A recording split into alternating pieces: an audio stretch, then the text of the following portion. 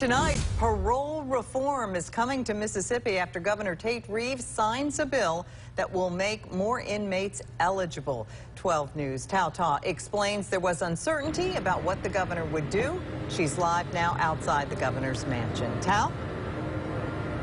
Well, Melanie, there were uncertain stakes as the governor vetoed similar legislation last year, but with the changes to the bill brought about the governor's signature, and he says he believes in second chances.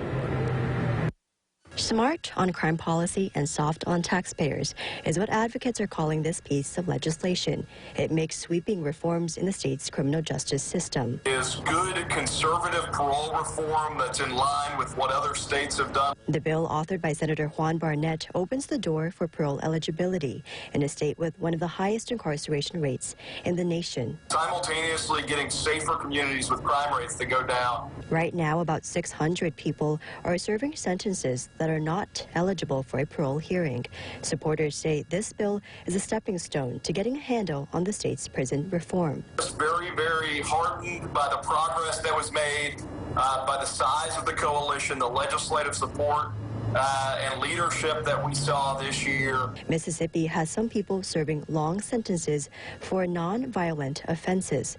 The state's prisons under review by the Justice Department after several deaths and violent outbreaks behind the walls. Lots of conservatives that were speaking out and saying, we need this kind of reform to prevent federal intervention in our state, but more importantly, because there are people who are sitting in prison that don't pose a threat, that deserve a second chance.